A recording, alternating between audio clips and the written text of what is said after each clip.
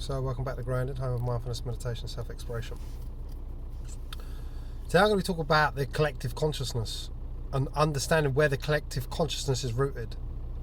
Now, most of us are under the illusion or under the belief that the center of our experience is in our mind, and that is not the truth. The center of our experience is actually happening from within the solar plexus.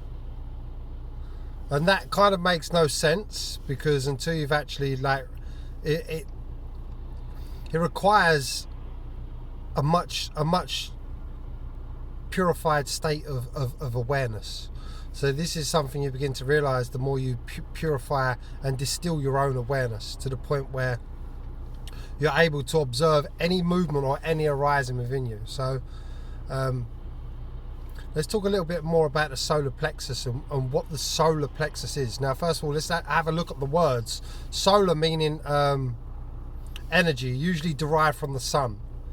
And, you know, the sun is what is the reason for all growth. So if we look at the sun and solar, and we use the word energy and then plexus, like meaning a complex. So our solar plexus is actually like the root. It's actually where the subconscious mind is, and it's where all of our energetic attachments are. It's where all of our emotional attachments are. It's the center of all energetic vibrations, energetic movements. And then how this works is the solar plexus is really like where the collective consciousness is of mankind. The solar plexus represents the energetic forms that all thought comes out of. So we can look and, you know, gut feeling. How many of us are aware of the gut feeling? But we have to understand that the solar plexus actually moves through. The solar plexus is actually like what loops us and connects us to the other side. Now, most of us believe in the spiritual community it's all about having the crown chakra open. The crown chakra is just an alignment with the energy system, but the intelligence, the actual intelligence, where the actual intelligence is in the solar plexus.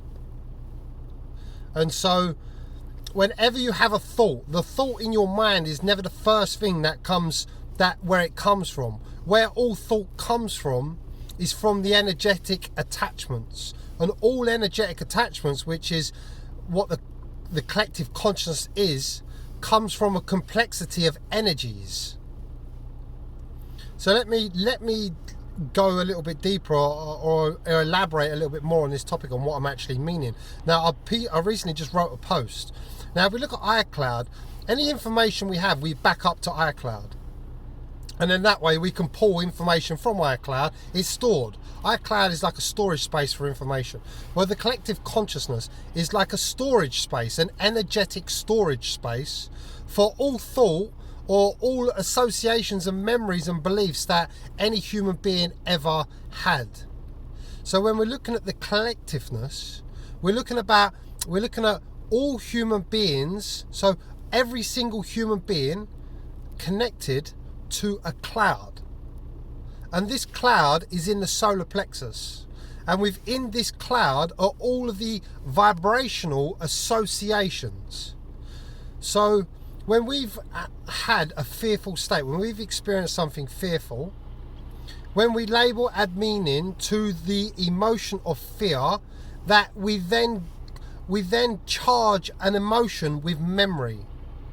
So then what happens is, now within the collective consciousness, because through the power of our own consciousness, we've programmed an experience, we've programmed the memory, that program goes bop, and it goes straight up into the collective. Now, I could have had a personal experience. To which I labelled and interpreted as deeply negative, and then added to the energy, to the emotion, the identity, then that goes up into the cloud. Now that identity, that emotion is not just mine now. That energy, that emotion can be picked up anybody connected to the human consciousness. So when we're looking, we like believe that every thought is personal to ourselves, or every emotion is personal to ourselves, but that's not the truth. The truth is the emotion that was, say, let's use the emotion of unworthiness. When that was created in a human being, that went up into the collectiveness. So if you're experiencing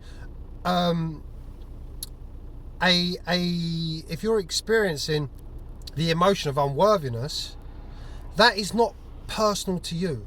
That is being pulled from the collective. Every single one of us is linked up to this collective consciousness.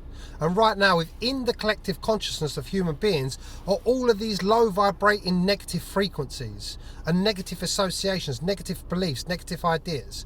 So when we're in the belief or the idea of separation, we're actually pulling from the collective that identity, that emotion, that thought form. And this is why, although you believe your experience to be personal, it's not personal. Your experience is not personal. You're actually pulling from the collective consciousness, which is why your experience of unworthiness is the same experience somebody else has. Now, what actually happens is, as we begin to awaken, we begin to realize the nature of consciousness, realize oneness, then we begin to purify this collective field. So say, for instance, using me as an example, like I've been detaching from all of the associations, these negative associations which are in the collective, which I was feeding off. I've been cleansing these from my experience. So as I cleanse them from my experience by detaching from them, letting go, no longer charging the emotions, no longer charging the beliefs, I'm no longer empowering within the collectiveness those particular beliefs. So by me awakening on my own, I'm helping clear the collectiveness for everybody. This is like when we come down to the idea of like a certain amount of, like, if you've heard of 144,000. So 144,000 is what we class as the light workers. So when there comes a point where enough people have shifted in the collective a piece that they've been attached to in the collective, as one person shifts that piece out of the collective, when enough of us do that, then there will be this effect that happens in the collectiveness of human consciousness where it affects everybody. This is why one person awakening is so powerful, because as that one person awakens, the collective begins to cleanse the low vibrational thoughts. And as one person cleanses and another person cleanses, now the actual energy is being reduced in the collective, which means not as many people now that are being born into the world, or new generations that are coming in, are no longer picking up on the heavy denseness of the collective. And actually what they're actually capable of doing, which is like the generation 2000, people born after 2000, are more inclined to be enlightened because the generations and the work being done in the collective already. So this is the important thing about the collective. Right now, the collective is still, the common association in our collective is the idea of separation, is separate identity. So if you was to look at the collective bubble, the most imprinted idea in that collective is the idea of separation. So everybody's pulling the idea of separation from this collectiveness. But as we begin to awaken and clear these low vibrational ideas of separation and unworthiness and rejection that most human beings experience, and we purify, we're actually purifying that experience for everybody. So at some point, once that collective has shifted enough, deeply enough, that the tidal wave happens within the collective and the identity, the vibration begins to raise, what will happen is human beings will then act as one, a oneness between us all, because the collective purifies, the knowledge of oneness between all of us purifies as well. Now, if you can understand that, I mean, it's quite hard to comprehend, but the immensity of the truth and the knowledge contained within that, and to realize that everything that you feel that feels personal is not actually personal to you, but it's actually aligned with everybody that's connected to this human consciousness. And it's like when you see a flock of birds, or when you see like fish all move together, same direction, all move together, because they're feeding off that one collective consciousness. And so when human beings do this, we will all move as one, all move together. And then this is raising vibration. This is raising the collective consciousness. So right now you're seeing 3D and 5D, but not a lot of people understand what 3D is in the transition to 5D. Well, 3D is the level of how conscious this humanity's conscious levels are at. So right now, humanity as a collectiveness is in a 3D, which means the collective of the consciousness is under the illusion of separation. So everybody's filtering into the idea of separation. But as we raise up to 4D, to 5D, we are now moving away, purifying the collective into the unified field of the oneness. So we'll all be pulling through the idea of oneness. We'll all be interconnecting with each other. There'll be no separation. There'll be the realization that we are all one. And then when that happens and the collectiveness of human beings is in a 5D state, then we begin to transcend even further. Now I'm going to go into another video at some point about how the human body only serves to some point. There is only so much service that this human body can do until the consciousness has raised up enough that it's now outside of any learning the human body can offer. So that's just a little bit of an understanding. The message that I want you to take away is that the experiences that you have now of being isolated or feeling separate or living in fear is not a personal experience to you. It's an experience everybody is having, because we are all linked up to that one consciousness of humanity, humanity's consciousness. Now, if we look at other races, like if we look at other, like, say, Octorians, or we're using some kind of other starseed or light seed family or anything like that, the only difference is, like, we're human beings, so there's like another planet. Say there's another planet out there, and these people, they're not human beings, they're maybe their Octorian race. We use Octorian race. The only difference why an Octorian race is so advanced in themselves is because they've moved densities. The planet has raised densities, which means it would have gone into first density, second density. Second density on Earth is like all of the animals. All of the animals don't have a self-awareness, so they're in a second density of consciousness. Then in human beings, we went to third density because we become self-aware, which means we become aware of ourselves. As we moved into third density, becoming aware of ourselves, we started to put into the collective the idea that I'm separate. That because that was the first experience. I am aware of myself, of my mind, of my body.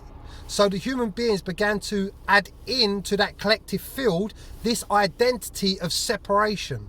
And along with it, when you identify with being separate, you're identified with self-preservation. And self-preservation leads to the ideas where you're protecting yourself. So this is where unworthiness comes from. This is where rejection comes from, because of that separate identity. But this is only because the consciousness is raising. So it raised up to third density, where human beings went, shit, I'm actually like, I can validate my own experience. I can validate that I'm alive. But then we began to put all this toxic energy into the collective because we identified with separation, with the personal experience. Now, fourth density, we begin to raise up, which was when we become self-aware, when we begin to move through limiting beliefs, moving through limited associations, understand, becoming more and more self-conscious. Fifth density is when you're realizing consciousness itself. And then from fifth density, it's consciousness realizing more and more, making itself more and more conscious. So that's kind of where we're at. 3D, self-awareness, to 5D, pure awareness. Don't take your experiences personal. If you're doing the spiritual work, you will know that the spiritual work is all about cleansing the collective consciousness. Anyway, I hope you enjoyed that video. Till next one. Much love.